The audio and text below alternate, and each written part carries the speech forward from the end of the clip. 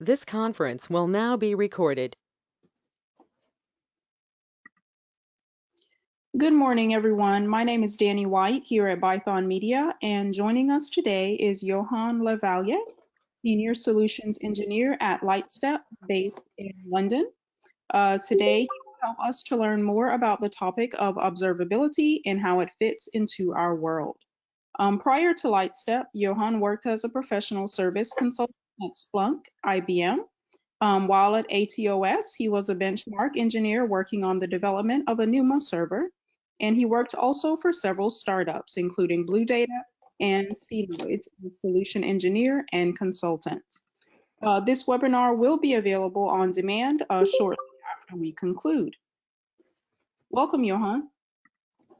Good morning. Thank you very much, Daniela. Good morning, good afternoon, or good evening to everyone who is joining this webinar today. I'm Yoann Lechevallier. I'm glad to present you today this topic, which is the complete guide to observability. As Daniela introduced myself, I'm a solution engineer for Lightstep, working in London. And I am delighted today to present to you this topic, where I would like you to walk away from this presentation understanding what observability is in the modern software industry of today. Secondly, understanding what we qualify as deep systems and how they impact observability, and how we can, from there, understand how we can address the problems of observability with this deep system with Lightstep. And there will be a session of question and answers, and at the end of this presentation, so you may would like to wait for this period of time to ask questions if you want. So prior to start going into further explanations, what is observability, and what is the term observability, where it's coming from, what does it mean? So observability is originally used as part of the control theory. So if you think about factories, chemical distillation processes, and so on, it is the way to measure the internal state of a complex system by analyzing its external outputs. And it was very important because of the complexity of those mechanisms, and it was used by the site reliability engineers in many cases, so that they can understand problems in complex environments by just analyzing, if you want, and measuring the external outputs of those systems and processes. But related to the software industry, what it means really, because we are not producing any chemicals. We are software engineers. So what it means in terms of software architecture. So basically, for the software industry, it is basically the ability to understand the cause by observing the effect. And you may say, of course, it's obvious, but if we would know the cause, the bug, for example, there would be no effect. We would have already fixed that. So how it can translate, by example, you could witness spikes of errors on some dashboards, monitoring some services, some infrastructure elements, and things like that. And by those spikes of errors, you can understand there is a problem of configuration in the software. You have a wrong parameter, and it's just working and throwing errors. But also it can be by observing an increase of latency that you understand, and you can guess that some customers' behavior are producing those problems. We can be, for example, a user of your database system making a query on all the tables, and it is just impacting every other customer, every other users, and it increases the latency of the answers for the others as well. But it could be as well users complaining about the performance on Twitter of your application, and you can think and understand from that the last update of your application on your mobile phone, for example, has degraded the performance and the user experience. So it is what observability means for software architecture, modern software architecture. and it's going to help you to understand what's going on in your system, understanding what is happening on the system itself, but as well what is happening across other components which are involved in the process of the services. And those other elements can be within your team, or it can be across different teams within your organization, but it could also be third parties providing some elements of integration with your system, and being able to understand what is happening on this big picture is what we mean by observability. So I'm pretty sure that most of you are familiar with the term observability now and understand what we mean. And you probably as well know how observability has been defined relying on three pillars. So we call them pillars because they were supposed to bring the foundation of observability. So they are named as metrics, logs, and traces. And we are going to discuss briefly about those three pillars and understand that they inherently have flaws. So let's start with metrics. Metrics, it's a very familiar term where basically you display on time series values and you can consolidate them on dashboards, dashboard being green, red, depending on the values of the metrics you are displaying, and filters and rules you can have on them.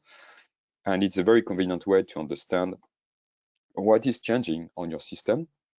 And basically you have statistics you can sample frequently and then draw lines or charts between those statistics and present them in a very nice way, like on this slide with colors to help you to understand quickly some importance, errors, or critical aspects of those metrics. And they can be displayed in a lot of different ways, obviously.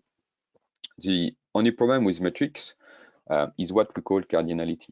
And cardinality, basically, it's the dimensions of those metrics, the tags that can explain the metric. So let's take a concrete example. Here, it's a time series representing some value fluctuating over the time. And we understand from those values, and by the way, it's something internal to Lightstep, and you understand that after 1 p.m., something happened somewhere in the system. There is a peak of this resource used. And from this information, we obviously see something is wrong, but can we understand what is exactly wrong? Not really. You still need a further step, for example, a group by operation to get an aggregation of the metrics grouped by, for example, host names, grouped by container IDs or things like that, to be able to pinpoint where the problem happened, basically, and followed by this group by operation, we can identify where the issue was on the specific tag value, for example. So as an example, we can identify that it's a specific host having an issue for this specific value. So the problem with the metrics, basically, is their cardinality. If you want to have access to a lot of different metrics across systems which are distributed and heavily parallelized, or having a lot of independent components, the number of tags and the cardinality is going to increase. And there are very few systems and monitoring tools on the market available to provide you a very efficient metric solution without cardinality restrictions. So that's the first flaw with regard to the first pillar, and it's the cardinality for the metrics. The second pillar, it's logging, and it's very well known from everyone. I'm pretty sure that while you being student, when you were developing code, you used printf to log and debug potentially your code and where your routine was going, and printing the context of the event. So the concept of logging is very similar. You can have structured or unstructured data logged in files or centralized in logging servers, so that you can understand the context of what happened for this specific event, and have later some elements of aggregation, and have even some primitive statistics done on them. The only problem with logging, and as your application and your software is changing from monolith to microservices, is that by using independent boxes, rectangles, which represent services, the amount of events generated by your application is going to be roughly the same, but the number of sources generating logs is going to increase. And as the transaction cross the boundaries of your services, the transaction rate times all your microservices times the cost of the networks and the storage plus the retention you want for those logs is going to cost you a lot of money compared to what your business basically is increasing for this approach. So the flow with the logging is that their volume and the cost associated to their storage is going to increase more or less linearly with the number of services you are going to use, and it's not going to be in link and relation with the increase of revenue. So the cost associated to that is going to be out of control and being way too much with regards to your expectations.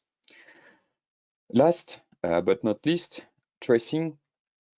So a trace, and this example here is it's a Zipkin trace, is very familiar to what you see here. It's basically the ability to see on a shared timeline all the steps taken by a transaction and to be able to identify very quickly where you spend more time. And those different segments are the steps taken by the transaction, basically. So the flow with the traces is that likewise our CEO Ben Tiegelman, when he was working at Google, experienced the issue of logging. While at Google they were producing 5 billion RPCs requests per RPCs per second. They had to develop a tracing solution, and because of the amount of traces that was generated per second, they were forced to sample heavily, and that's how they were able to solve their problem of scale. And they were basically keeping one transaction, one trace every 1,000, and it helped them to reduce significantly the cost of getting the data out of the processes and out of on original storage. But it turned out that it wasn't enough, so they had to do another 10x decimation, so that they had one trace every 10,000. So when you have this approach of sampling, it's obviously going to help you to solve storage issues, throughput issues potentially. But the issue with sampling is that you are going to miss important informations. Potentially, you're going to miss outliers, to miss what really matters to you, to investigate, to understand the problem. So the flow of traces is sampling, using sampling, because you potentially lose the information you are looking for.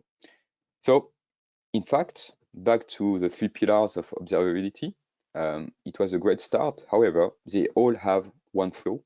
Logs, they don't scale gracefully with regards to the TCO for modern architectures. Metrics, they are not immune to cardinality. And distributed traces, they are, when they are sampled, basically, they may be meaningless because you may lose important informations. So that's the state of the situation in terms of observability. And before moving to the next step, probably you may have some questions on that. So feel free to share them into the chat channel, or maybe to ask if you want. And if not, we are going to move to the next step of this presentation. Sounds great, Yoann. So what is the difference between APM and observability? Oh, I'm glad you asked this question. So observability is basically going to help you to understand the complete visibility of what's happening, where it's happening, and the context of it. An APM is going to give you a performance overview of what's happening locally, but you may lose the sight of what is happening in a distributed environment. And as modern architectures, modern software architectures are moving from monolith to distributed microservices, serverless functions, and so on, or potentially distributed applications across physical places or virtual places, an APM is going to lack the ability to show you the end-to-end transaction and understand what is impacted by which services, upstream or downstream. So that's a big difference between an APM and distributed tracing. Awesome, thank you. Right, thank you for asking this question. So yeah, if there are no other questions, let's move to the next part and understand basically what has changed and how did we get there.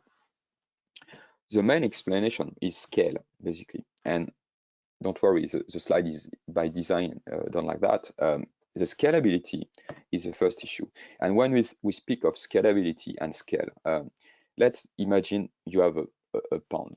Adding more water to this pond is going to bring a wider pond, and it can scale wide, and it's a way to scale. It's a way to increase.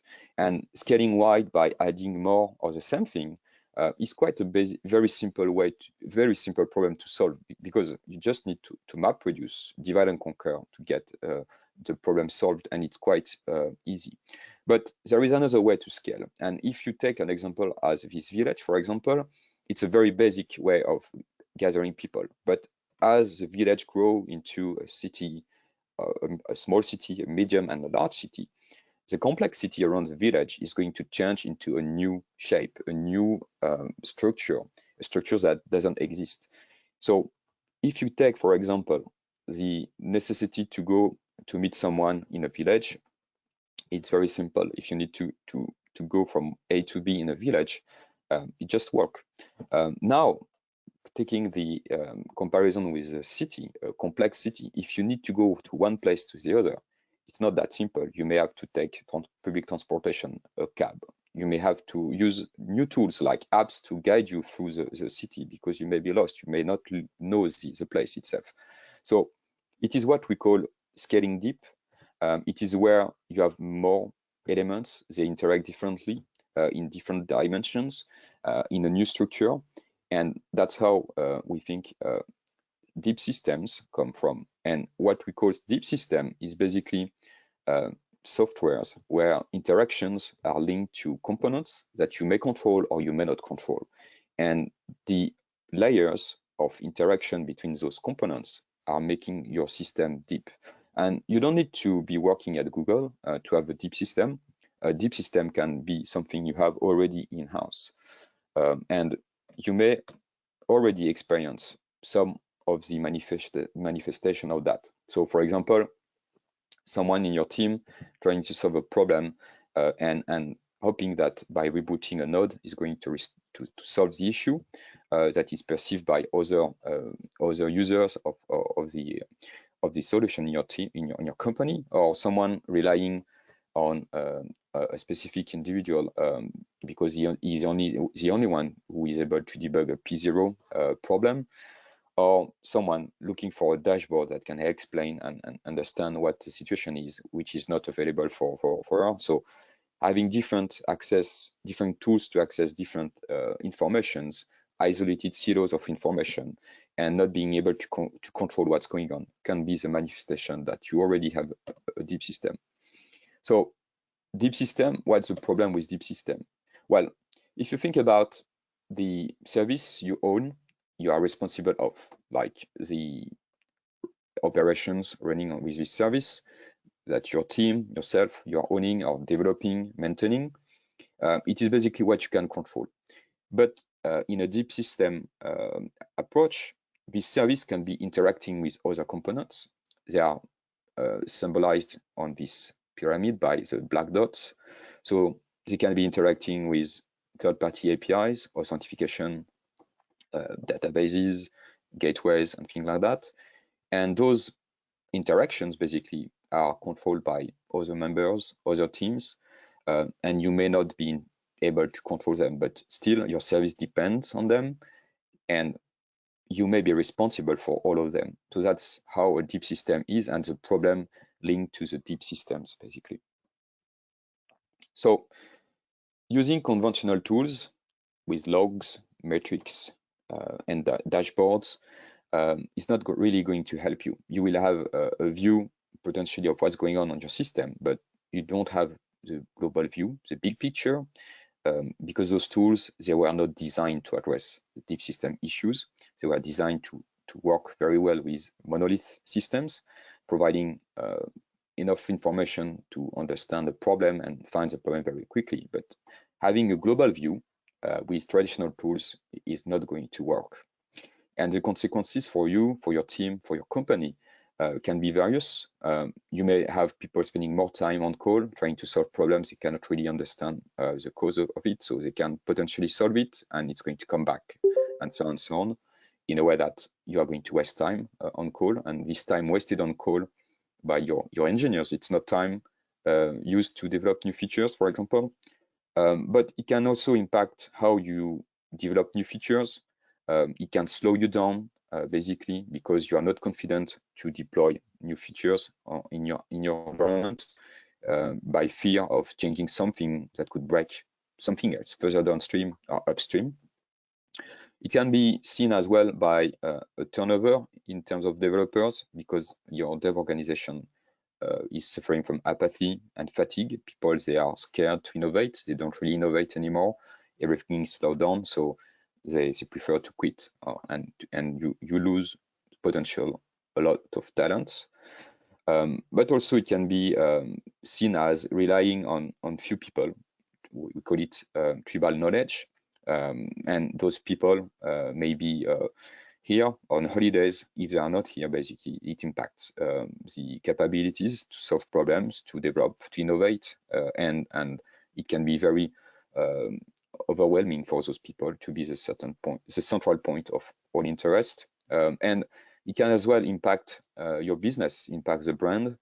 Let's imagine your development, your innovation is reduced because of this complexity with your system. You can basically lose traction from the market. Your brand can be seen as not as performing well as the others, and you're potentially going to a brand image which is lower and damage if you have outage you cannot fix quickly, and as well losing revenue, which can be obviously done by losing customers, losing traction, and having availabilities you cannot solve quickly that propagate and impact your business.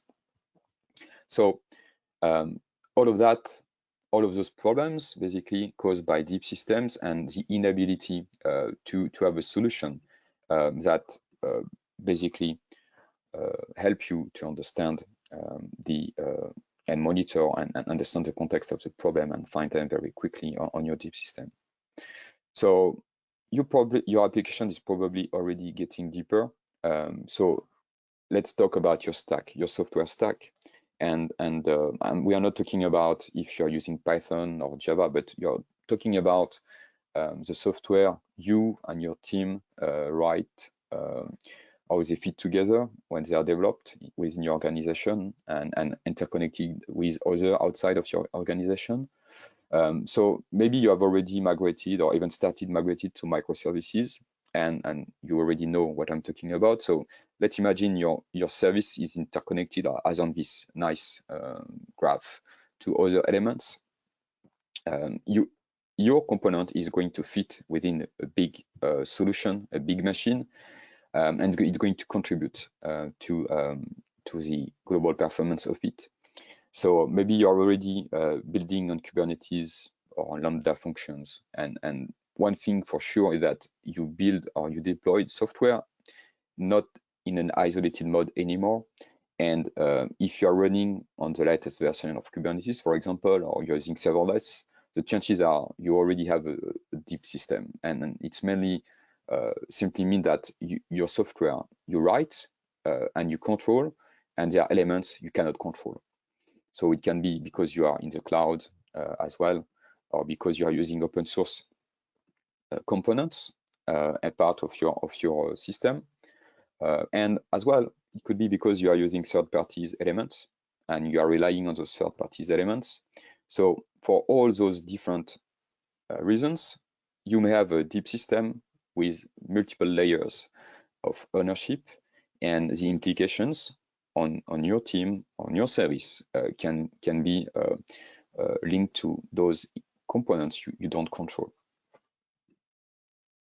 So you can be at the top of the pyramid or at the bottom or in the middle. It doesn't really matter. What really matters is the number of interactions you may have with external components that you cannot control that may impact your the performance of your system.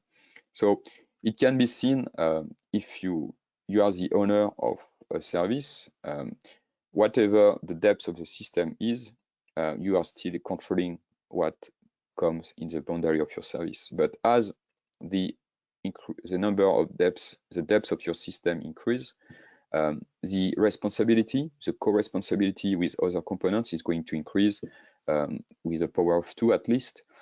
And that is basically the issue. It's out of control from your perspective, from your responsibility. And basically the aim of observability for deep system is to shrink this, to help you to solve that problem without stress, without turnover, and to have the ability to use a tool, a simple tool, to address that. So the next logical question is, how can I get observability for my deep system? Because it's really what matters. And basically, if we come back, if you remember our 3 pillars, logs, metrics, and traces, they provide all of them 3 different experiences, all right? So logs, metrics, and traces, they are all data, and all those data, they can be used, aggregated in a way to provide meaningful observability for your deep system. So let's reflect upon that and take a step back. If you consider logs and metrics in distributed systems, it's not really, it's very important to understand that there are 2 giant pipes of data. They generate a huge amount of data. And if we don't have a way to simplify this amount of data, we are going to come back to the flows we have explained previously. So what is going to help us to filter this amount of data and to have the correct amount of data required to understand what's going on the deep system? Well, it's simple. It is the traces, because the traces, they provide the context of what is happening when it is happening. And the traces are going to help you to rule out invalid hypotheses and help you to focus on the correct hypothesis. So now, instead of having 2 giant pipe of data, you have a filter. You have the context provided by the traces as a filter to those huge amount of data generated, and then you can have access to relevant metrics and relevant logs based on the context provided by the traces.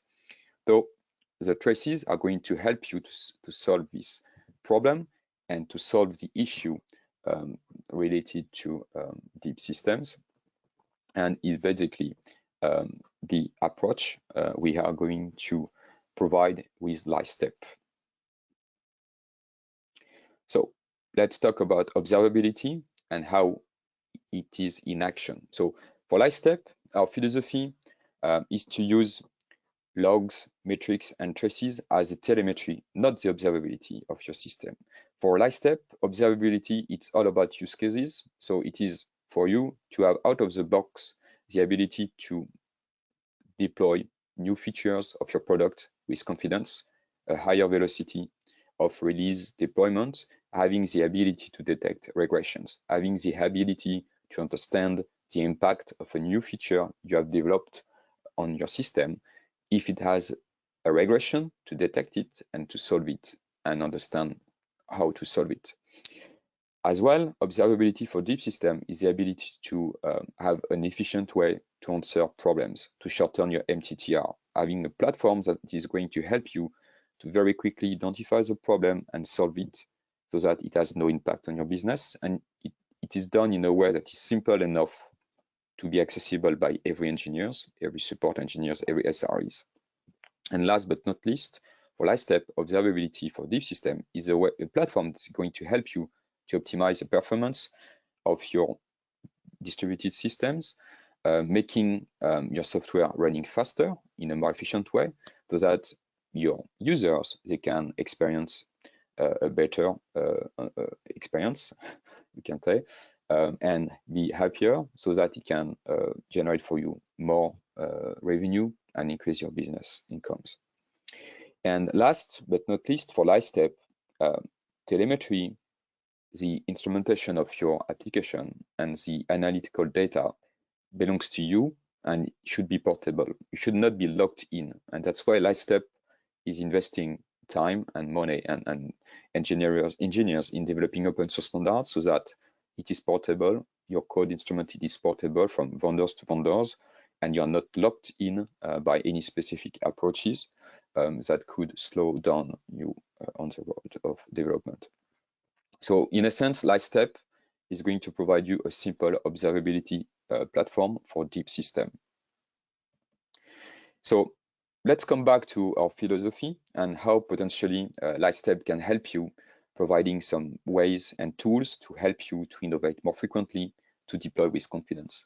So let's imagine, like you see on this graph, diagram, picture, you have deployed a new version of service, and this deployment has been done at 2 p.m. You see a marker. Lightstep has detected a new version of your software. You have a marker defined, and straight away after, what you see with the 3 golden information, the latency, error percentage, and operation rate, you see a peak of latency following this new version of the product.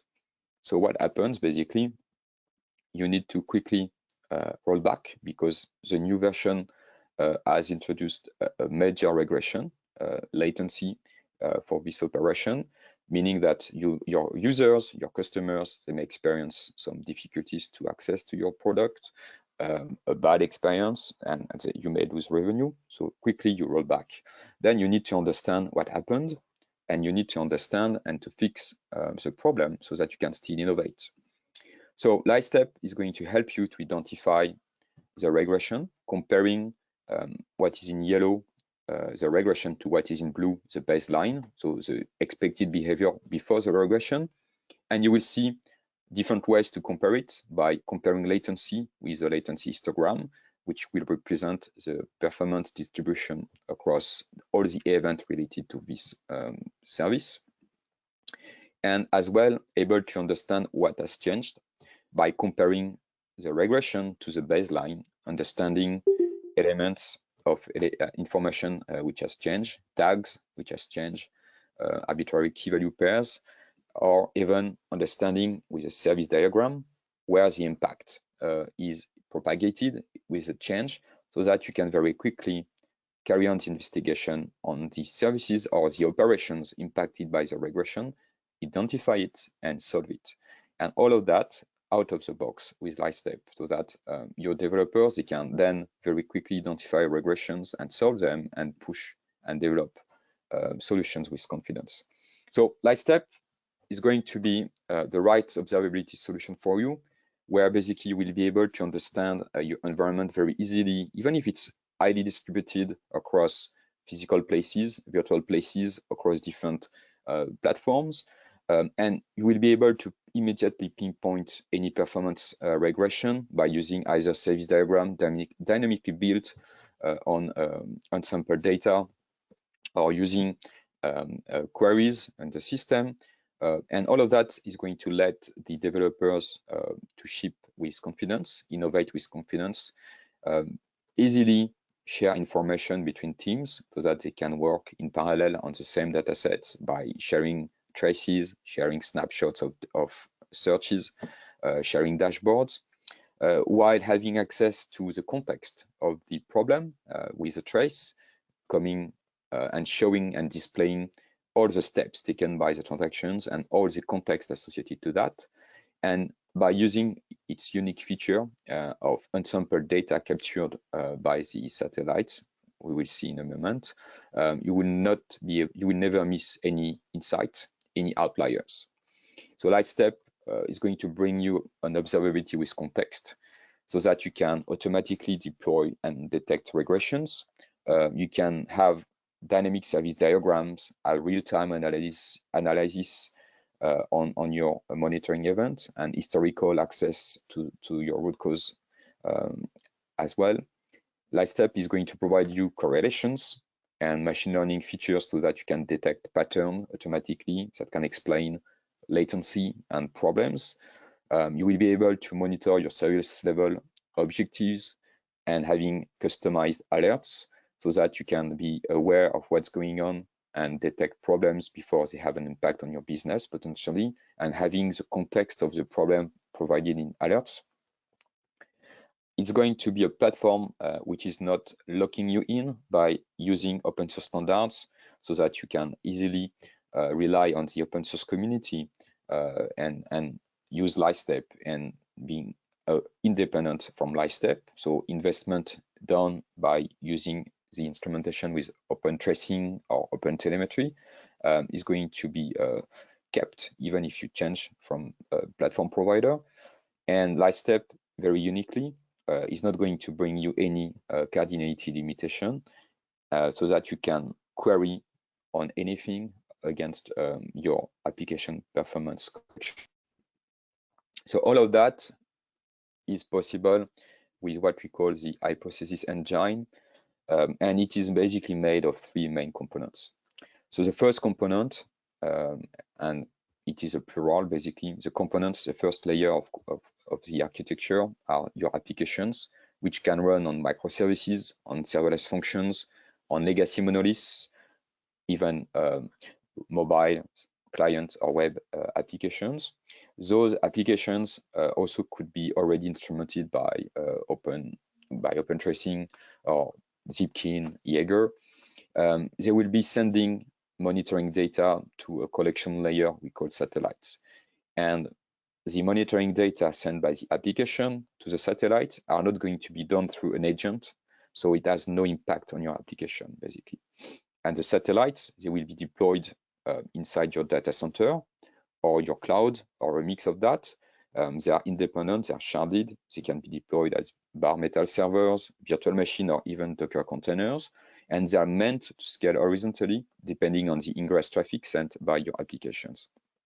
And they will store 100% of your monitoring data in memory, so that the last part of the architecture, the Lightstep SaaS, will be able to access in real time by the user querying in real time the satellites to collect monitoring information when they are doing troubleshooting sessions, investigations in real time, and the exchange of data between the satellites and the SaaS is going to be secured, encrypted, and likewise the data in the satellites will be, after a period of time, sampled, aggregated, and there is only a tiny portion of the data coming back to the SaaS and displayed for the users as monitoring information, for example, so that the users on the SaaS could create alertings, monitoring of your services, and being able to have a view of the behavior over the time of the performance of your environment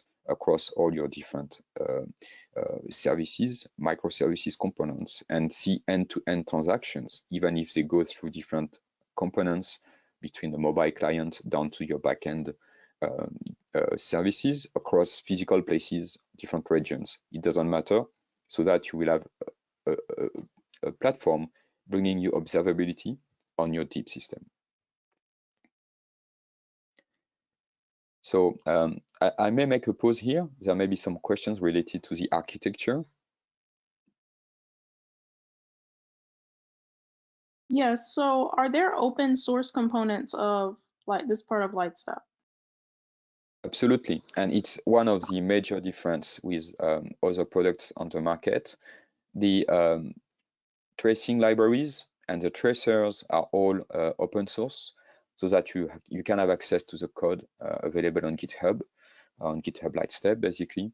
And it's a way for you to be sure that you are not locked in with Lightstep, and you can adopt the best platform with regards to your needs.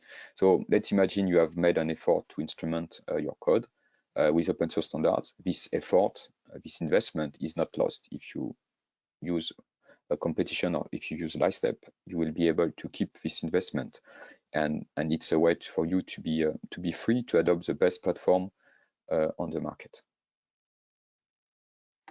Cool. So when it comes to sampling, what is Lightstep's approach to that? Well, it's a very good question. And Lightstep approach is that you don't know what you want to keep or what you want to discard. So we are not going to make any sampling between the applications and the satellites.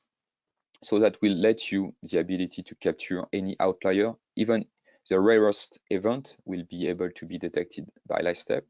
And it's very fundamental for you to have access to everything when you try to understand a performance issue. You are trying to debug an issue.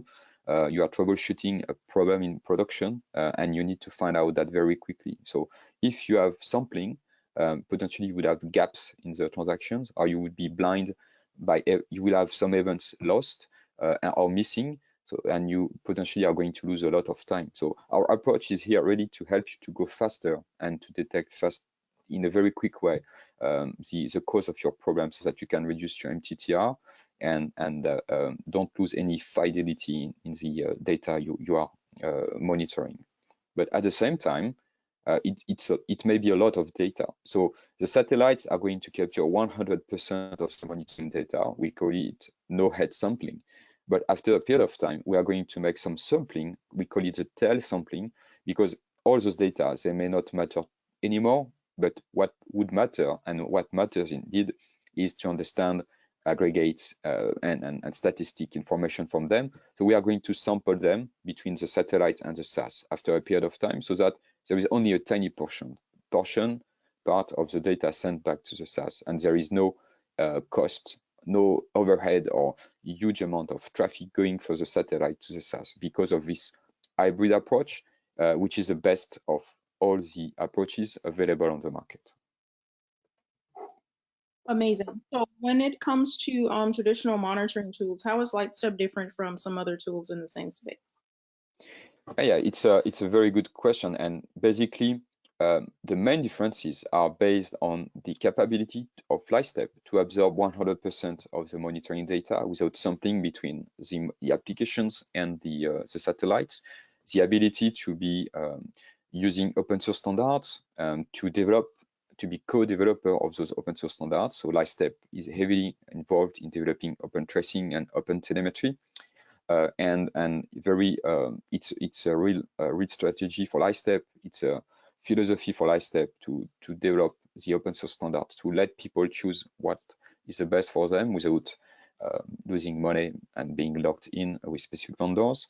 Our approach as well to have an opinionated platform where out of the box you can use Lightstep for your use cases, because it's very fundamental when you have a deep system for that your developers, they spend time in development and not spend time in developing a monitoring solution.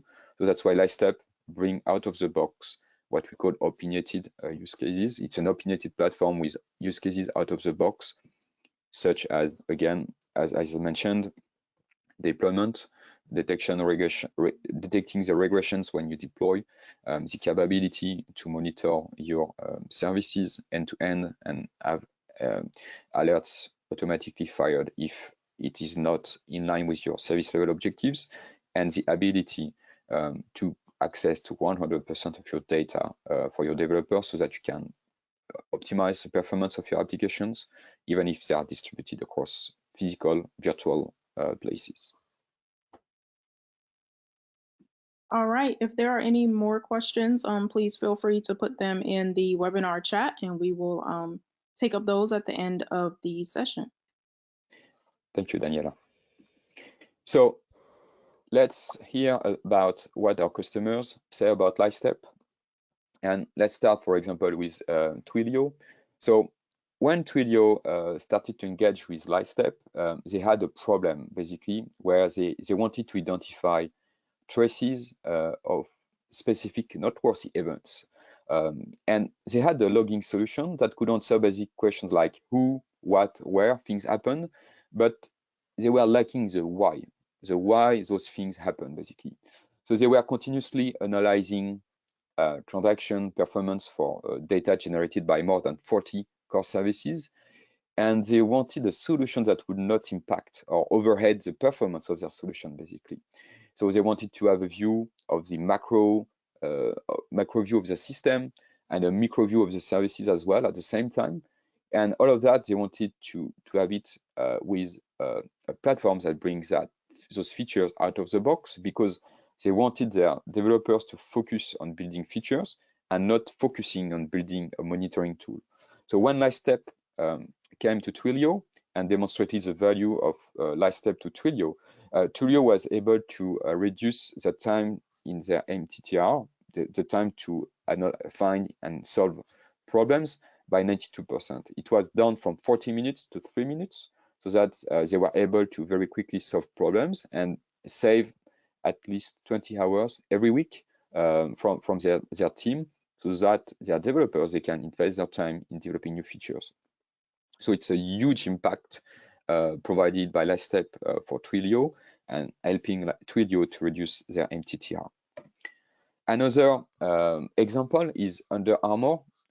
And the problem with Under Armour when we met them was they had a lack of visibility on their system, and this lack of visibility was impacting their engineers. They were afraid to be on call, they were afraid to ship a new version of the software, and it had some impacts and caused some organizational problems as well. So when we were looking for a solution, and they were using Lightstep, they were straight away able to have traces of the different transactions across their infrastructure, but as well understand all the context behind the traces, meaning that their engineers, when they were on call, they were able to understand the context of the issue, so they were not afraid to be on call anymore, and they were able to develop and ship and release and fix the problems with confidence, and have a very programmatic way, an approach, so that they can gain confidence and solve the initial problems they had. And now Lightstep is adopted internally by Under Armour and brings for them 100% visibility on their deep system, and it's a huge win for them, because they have more time to innovate, and they can innovate with confidence. And we have several other customers of us who share basically on Twitter as well what they think about Lightstep. So one of them, for example, spending a couple of hours to debug with Lightstep, and by that being able to improving the performance of his application by up to 70% thanks to Lightstep. Others debugging production issue with Lightstep and using the correlation feature we have in Lightstep, identifying the problems in seconds, and that how Lightstep can help people, support engineer, developers in real life, basically, so that they can have a visibility and observability on their deep system. They can release with confidence. They can very quickly find problems, reduce their MTTR, and optimize the performance of their application, even if it's distributed across different components, different services in a deep system. So in a sense, Lightstep is a simple way to get observability for your deep system. And if you are interested, if you want to start using Lightstep, you are welcome to join this free evaluation and this game, we call it Play as well, where you can play with Lightstep and follow some scenarios and use the platform with data, so that you can understand how it can help you and how you can use it with the context of your job. Thank you very much. If there are any questions. Thank you so much, Yoann. Two questions we do have here. One is in regards to GDPR compliance. Is Lightstep GDPR compliant? Absolutely, yeah, totally. It's a very good question. Yeah, Lightstep is GDPR compliant. Lightstep lets you sanitize and clear the data before they are sent to the SaaS. You can scrub the data at the satellite level. Just coming back to the previous screen. Okay, I cannot. Yeah, so if you come back to the architecture, Lightstep lets you the ability to clean the data within your environment at the satellite level before they are sent to the SaaS.